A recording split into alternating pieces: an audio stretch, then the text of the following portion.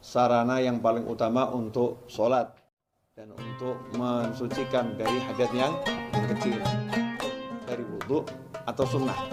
Tidak ada wudhu, wudhunya itu kehilangan barokah.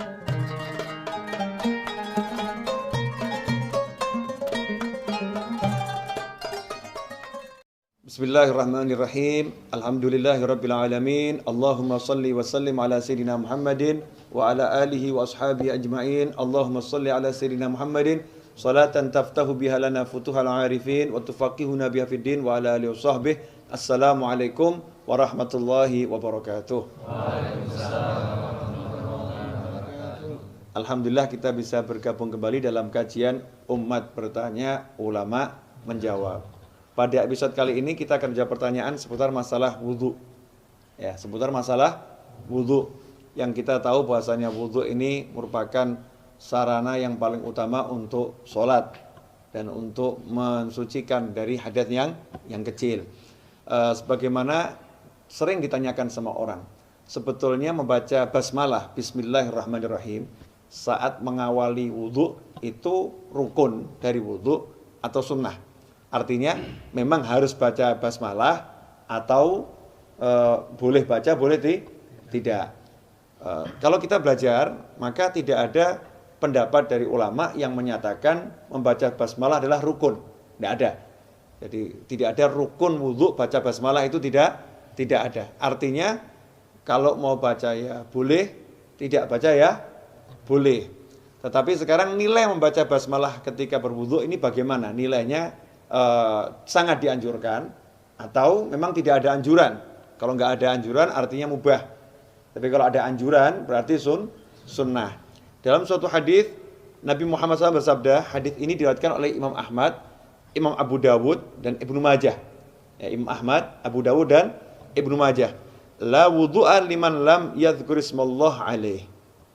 Kalau diterjemahkan secara apa adanya ya, apa adanya, la artinya tidak, wudhu'a tidak ada wudhu, liman lam yadhkur ismallah alaih, bagi seseorang yang tidak menyebut nama Allah di wudhunya tersebut. Berdasarkan hadis ini, maka orang kalau wudhu tidak membaca basmalah di awalnya, wudhunya itu kehilangan barokah.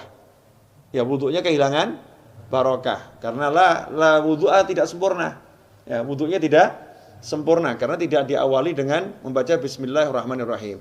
Dalam hadis yang lain yang diriwayatkan oleh Imam Daruqutni, Rasulullah SAW bersabda, "Man dzakarallaha fi awali wudhu'ih tahura jasaduhu kulluh, wa idza lam yadhkur ismallah lam yadhhur minhu illa mawadhi'ul wudhu." Dalam hadis yang lain diriwayatkan oleh Imam Daruqutni, Nabi SAW bersabda, barang siapa menyebut nama Allah fi awali wudhu'ih, di permulaan wudhunya, tahura jasaduhu kulluh, maka seluruh anggota tubuhnya jadi suci. Ya, seluruh anggota tubuhnya jadi suci dari ujung kaki sampai ujung rambut. Tapi kalau dia wa idza lam yadhkur ismallah lam yadhhur minhu illa mawadhi'ul wudhu. Kalau dia tidak mengawali wudhunya dengan menyebut nama Allah, maka yang suci hanya tempat-tempat yang terkena air wudhunya. Ya, terkena air wudhunya. Jadi yang jadi rukunnya itu atau yang disunahkan berkumur dan basuh telinga dan lain sebagainya, itu yang jadi suci. Sementara perutnya nggak dapat nih. Nah, ya perutnya nggak dapat, pahanya mungkin nggak kesiram air ya nggak dapat. Ya, sucinya terbatas. Tapi kalau dia awali dengan Bismillahirrahmanirrahim, jadi sempurna itu wudhunya, seluruh anggota tubuhnya jadi suci. Itu dikatakan berbarokah. Jadi wudhunya barokah. Menimbang semua itu, maka jangan sampai kita wudhu tanpa mengawalinya dengan membaca Bismillahirrahmanirrahim. Ya, kelihatannya sederhana, tetapi bisa merubah nilai wudhu menjadi sangat luar biasa. Ya, insya Allah yang sedikit ini ya, memang pendek kajian ini, tapi mudah-mudahan bisa diamalkan. Ya, bisa diamalkan. Mungkin ada yang nanya, kalau wudhunya di kamar mandi gimana? Ya, bukankah di kamar mandi tidak boleh menyebut asma Allah, makruh. Yang tidak boleh menyebut asma Allah itu di toilet. Ya, di toilet itu dimakruhkan. Nah, lantas bagaimana? Ya sebut, tapi di dalam hati. Ya, disebutkan di dalam hati, jangan sampai ditinggalkan. Karena itu biar sempurna jangan wudhunya di toilet.